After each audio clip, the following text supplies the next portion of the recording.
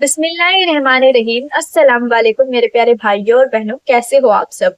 Guys, सबसे पहले तो मैं आप सबका तहे दिल से शुक्रिया अदा करती हूँ। जो व्लॉग मैंने कल डाला था अपने नाम को लेकर कि मेरा इस्लामिक नाम क्या होना चाहिए, उस पे आप सबने बहुत सारे कमेंट किए हैं और बहुत ही अच्छे अच्छे नाम भी बताए हैं अपनी तरफ से। सारे नाम इतने प्यारे प्यारे थे, इतने अच्छे अच्छे थे, मुझे बहुत पसंद आए हैं। पर उनमें से जो सबसे ज्यादा कमेंट आए हैं जिस नाम के, वो दो नाम निकले हैं। एक फातिमा और दूसरा आयशा। ये दोनों नाम भी बहुत ही प्यारे हैं। तो अब इन दोनों नामों में से देखना होगा कि आखिर मैं अपना नाम क्या रखूं।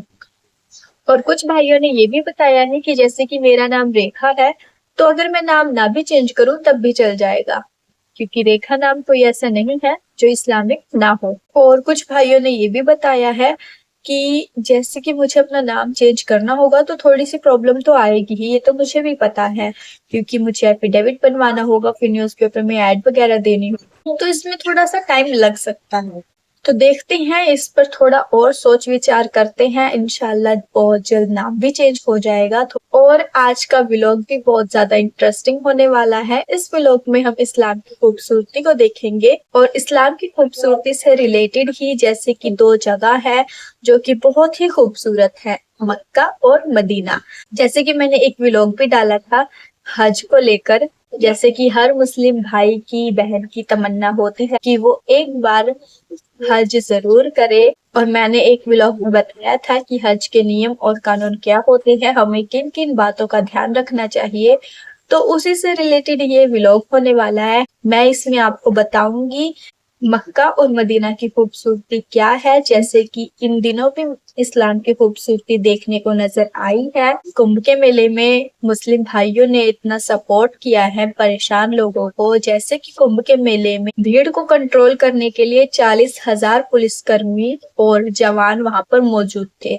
और इसके अलावा वहां पर 2700 कैमरे भी लगे हुए थे, पर इसके बावजूद भी वहां पर हुई भगदड़ को ये सारे मिलकर नहीं रोक पाए।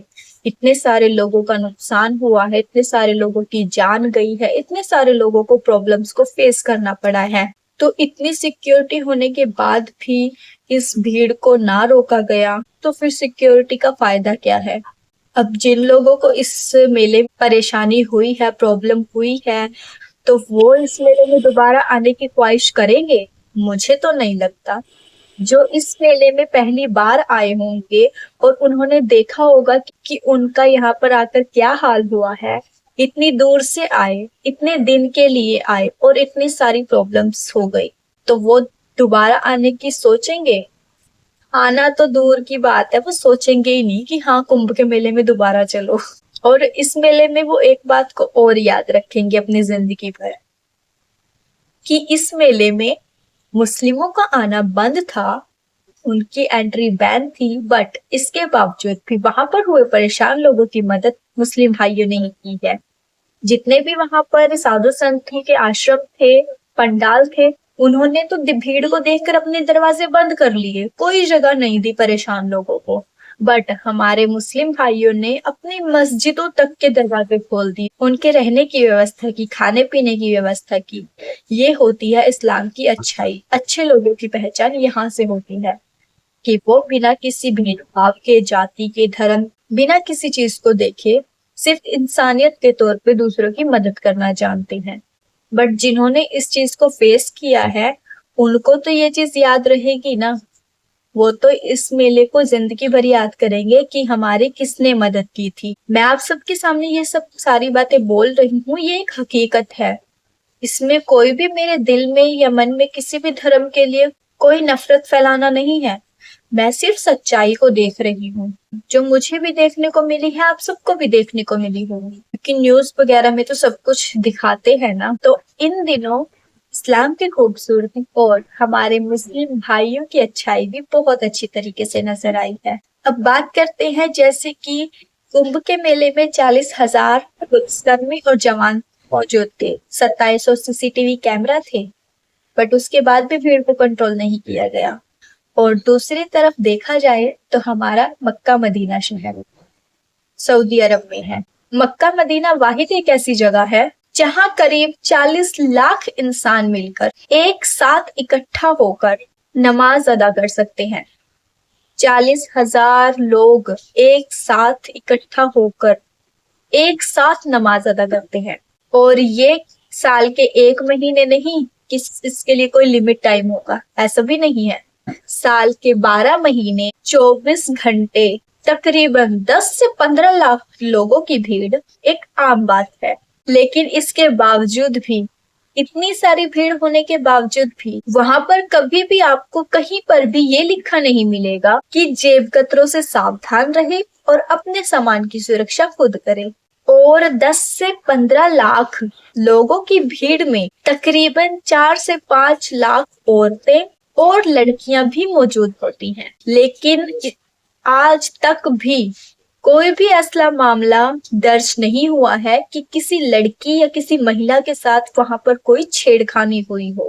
पूरी दुनिया के किसी भी कोने में इतने लोगों की भीड़ को मैनेज करना लगभग नामुमकिन होता है।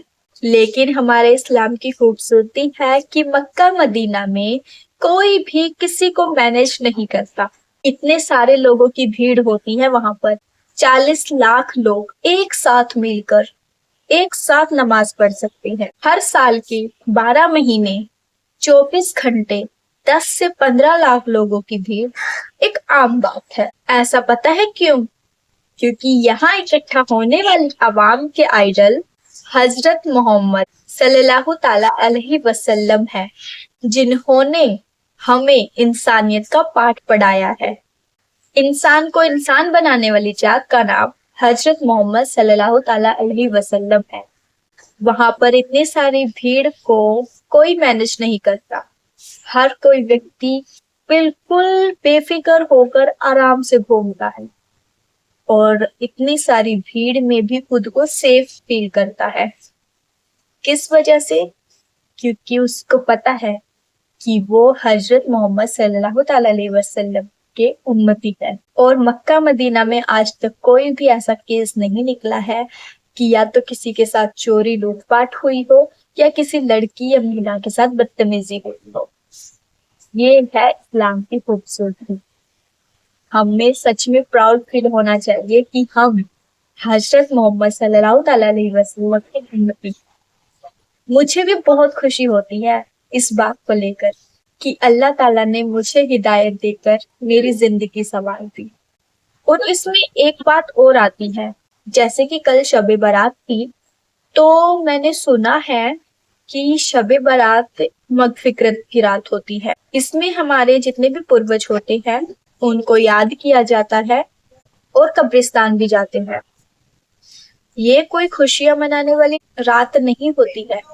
इस रात में, दिन में हमें सिर्फ अपने खुदा की इबादत करनी चाहिए, दुआ करनी चाहिए और अपने गुनाहों से माफी करनी चाहिए। मैंने देखा है कि कुछ लोग इस शबे बारात को एक त्योहार के रूप में मनाते हैं, तैयार होते हैं, घूमते फिरते हैं, पूरी रात घूमते फिरते। जैसे कि बताया गया है कि पूरी रात हमें जागना होता है, सोना नहीं होता है फजर की नमाज के टाइम तक। तो हमें जागकर, ऐसा नहीं है कि बाहर घूम रहे हैं या कहीं पर भी टाइम पास कर रहे हैं, ऐसा नहीं करना चाहिए। हमें उस रात को सिर्फ अल्लाह ताला की इबादत में बिताना चाहिए, अपने गुनाहों से माफी मांगनी चाहिए। बट कुछ लोगों को समझ ही नहीं होती है, जो सब कुछ जानबूझ होकर भी ये सब हरकतें करते हैं। अब जिनको इस्लाम जन्म से मिला है, जन्म से इस्लाम की तालीम मिली है, उनको उस चीज के बारे में मुझसे भी ज्यादा अच्छे तरीके से मालूम होगा। मैं तो अभी इस्लाम को जान रही हूँ, मुझे तो इतनी नॉलेज है भी नहीं, बट आप सबको तो पहले से इतनी अच्छी नॉलेज है। और मैं उम्मीद करती हूँ कि आप सब अपने ऊपर फर्ज चीजों को, बातों को बखूबी निभाते होंगे। जितना मैंने इस्लाम को जाना है, तो मैं भी अपने ऊपर फर्ज चीजों को जान रही हूँ, समझ रही हूँ और उनको अपनी जिंदगी में फॉलो कर रही हूँ। और हमारे इस्लाम से रिलेटेड ही एक जानकारी और निकाली है मैंने, जैसे कि हर साल इंसान अपना बर्थडे मनाता है, जिस दिन वो पैदा हुआ उस दिन की वो खुशी मनाता है। पर इस्लाम में बर्थडे मनाना हराम है, क्योंकि बर्थडे मनाना सबसे पहले ईसाइयों और यहूदियों ने शुरू किया था। और उनको ही देखकर कुछ मुसलमान भाई बहनें भी अपना बर्थडे मनाने लग गए। बर्थडे मनाना सिर्फ अपने एक स्टेटस का दिखावा करना है, उससे और मिलता कुछ नहीं है। ना आपकी जिंदगी में कुछ अच्छा होता है, ना आपकी जिंदगी में कुछ बुरा होता है। आपका एक साल होता है जो निकल गया। ये कोई नहीं सोचता कि हाँ, हमने अपना वो साल, अपनी जिंदगी का एक साल निकाला है, कैसे निकाला है, किन किन प्रॉब्लम्स को फेस किया है, क्या क्या चीजें हमें नहीं करनी चाहिए थी और क्या क्या चीजें हमने की है। उन सब चीजों को कोई नहीं देखता। बस खुश होते हैं कि हाँ, हमारा बर्थडे है, पार्टी करो, डीजे करो, दोस्तों को, फ्रेंड्स को पार्टी दो, ये सब करते हैं। जबकि ये बात मुस्लिम भाई अच्छे तरीके से जानते हैं कि बर्थडे मनाना यहूदियों और ईसाइयों का तरीका है, और इस्लाम में बर्थडे मनाना ना तो इसका कहीं पर भी कुरान में या फिर हदीस में कोई भी सबूत नहीं है। अगर बर्थडे मनाना जायज होता तो हमारे प्यारे नबी भी तो अपना बर्थडे जरूर मनाते। उन्होंने तो 63 साल की उम्र तक कोई बर्थडे नहीं मनाया। वो तो अपनी पैदाइश वाले दिन रोजा रखा करते थे और दुआ करते थे। और हमारे प्यारे नबी हजरत मोहम्मद सल्लल्लाहु अलैहि वसल्लम ने हमें कभी भी किसी की कॉपी करने का हुक्म नहीं दिया है। किसी दूसरे कौम की बातों को अपनी रियल लाइफ में आजमाना जायज नहीं है।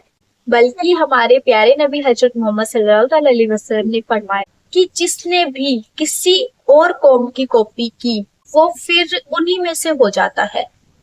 अगर वो काफिरों की कॉपी कर रहा है तो वो काफिर ही कहलाएगा। इन सारी बातों को जानते हुए भी हमारे कुछ मुस्लिम भाई बहनें अपने इस्लाम से भटके हुए हैं और वो भी काफिरों में शामिल होते जा रहे हैं। और इस कदर से शामिल होते जा रहे हैं कि उनको अगर कोई सही राह दिखाए भी ना, तो वो उल्टा उन्हीं को गलत समझने लग जाते हैं। ये नहीं समझते हैं कि इस्लाम हमें जन्म से मिला है। हमें जन्म से इस्लाम की तालीम दी जाती है। किस लिए दी जाती है? ताकि हम अपने आने वाले टाइम में उन चीजों को फॉलो कर सके, अपनी लाइफ में लागू कर सके। अब मेरे अंदर इस्लाम को जानने की इतनी ख्वाहिश है ना कि मैं खुद चाहती हूँ कि मुझे ज्यादा से ज्यादा इस्लाम की नॉलेज मिले। मैं जन्म से मुस्लिम नहीं हूँ, बट जब से मैंने इस्लाम को जाना है, मेरे अंदर इच्छा और बढ़ती ही जा रही है कि मुझे ये भी जानना है, वो भी जानना है। और मेरे मन में ये भी है कि मैं जल्दी से जल्दी कुरान शरीफ लेके आऊँ, तर्जुमे वाली। बट यहाँ पर मैंने आसपास पता किया, यहाँ पर नहीं मिली है, तो शायद मुझे जामा मस्जिद जाना पड़ेगा, वहां से लेके आनी पड़ेगी। क्योंकि मैंने ये पहले वाली कुरान शरीफ वो भी जामा मस्जिद से ही ली थी। वहां पर बहुत सारी होती है, बहुत अच्छी अच्छी होती है। इंशाल्लाह जाऊंगी किसी दिन टाइम सा निकाल के, और तर्जुमे वाली कुरान शरीफ लेके आएंगे। फिर उसके अंदर जो जो सारी चीजें लिखी है वो सब मैं जानूंगी, सब पढ़ूंगी और आप सबको भी पढ़ाऊंगी।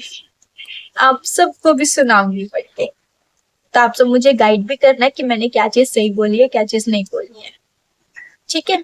तो आपको ये व्लॉग कैसा लगा है मुझे कमेंट करके जरूर बताना। अगर अच्छा लगे तो लाइक करना और वीडियो को शेयर भी जरूर करना अपने फैमिली रिलेटिव में। और आप सब अपना ख्याल रखिए, खुश रहिए। अल्लाह ताला से दुआ करूंगी कि आप सब दिलों मुरादें पूरी हो। इसके साथ ही मैं मिलूंगी आपसे कल नेक्स्ट व्लॉग में। तब तक के लिए बाय बाय, टेक केयर, अल्लाह हाफिज।